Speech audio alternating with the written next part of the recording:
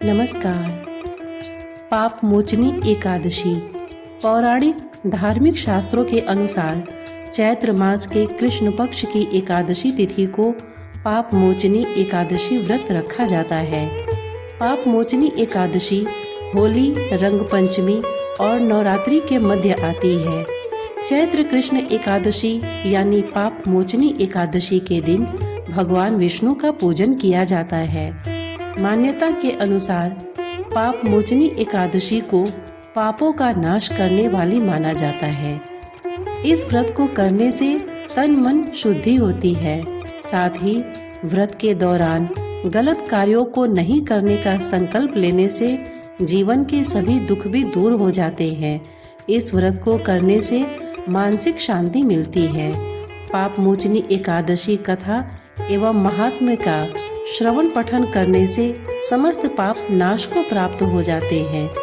हिंदू मान्यताओं के अनुसार हर माह की शुक्ल और कृष्ण पक्ष की 11वीं तिथि को एकादशी व्रत रखा जाता है तथा इस दिन पूरे विधि पूर्वक पूजन अर्चन करते हुए उपवास रखते हैं। वैसे तो पूरे वर्ष भर में 24 एकादशी व्रत होते हैं और हर व्रत का अपना अलग महत्व होता है। दरअसल पूरे साल भर में मनाए जाने वाले सभी एकादशी व्रत भगवान श्री विष्णु की आराधना के लिए रखे जाते हैं। पूजा की विधि। पाप मोचनी एकादशी के दिन सुबह जल्दी उठकर स्नान के बाद पीले वस्त्र धारण करके व्रत का संकल्प लें। घर के मंदिर में पूजा करने से पहले वेदी बनाकर 7 अनाज उड़द, मूंग, गेहूं, चना, जौ, चावल और बाजरा रखें। वेदी के ऊपर कलश की स्थापना करें और उसमें आम या अशोक के 5 पत्ते लगाएं। अब वेदी पर भगवान श्री विष्णु की मूर्ति या तस्वीर स्थापित करें और भगवान को पीले फूल, ऋतुफल और तुलसी दल समर्पित करें। फिर धूप दीप से विष्णु की आरती उतारें। शाम के समय भगवान विष्णु की आरती उतारने के बाद फलाहार ग्रहण करें। पाप मोचनी एकादशी व्रत के दिन रात्रि में शयन नहीं करना चाहिए, बल्कि भजन कीर्तन करते हुए जागरण करें। अगले दिन ब्राह्मण और गरीब को भोजन कराएं और दान दक्षिणा देकर विदा करें। इसके बाद खुद भी भोजन कर व्रत का पारण करें। पाप मोचनी एकादशी व्रत की कथा। पाप मोचनी एकादशी कथा के अनुसार प्राचीन समय में चित्ररथ नामक एक रमणीक वन था। इस वन में देवराज इंद्र गंधर्व कन्याओं तथा देवताओं सहित स्वच्छंद विहार करते थे। एक बार मेधावी नामक ऋषि भी वहां पर तपस्या कर रहे थे। वे ऋषि शिव उपासक तथा अप्सराएं शिव द्रोहिणी अनंग दासी थीं।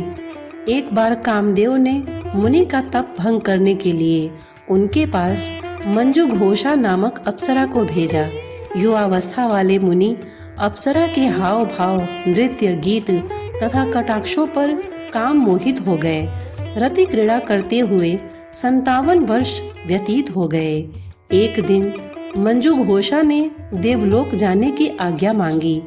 उसके द्वारा आज्ञा मांगने पर मुनि को भान आया और उन्हें आत्मज्ञान हुआ कि मुझे रसातल में पहुंचाने का एकमात्र कारण अप्सरा मंजू घोषा ही है। क्रोधित होकर उन्होंने मंजू घोषा को पिशाचिनी होने का श्राप दे दिया।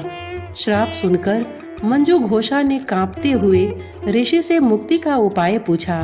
तब मुनिश्री ने पाप मोचनी एकादशी का व्रत रखने को कहा और अप्सरा को मुक्ति का उपाय बताकर पिता च्यवन के आश्रम में चले गए। पुत्र के मुख से श्राप देने की बात सुनकर च्यवन ऋषि ने पुत्र की घोर निंदा की तथा उन्हें पाप मोचनी चैत्र कृष्ण एकादशी का व्रत करने की आज्ञा दी। व्रत के प्रभाव से मंजू घोषा अप्सरा पिशाचिनी देह से मुक्त होकर देवलोक चली गई।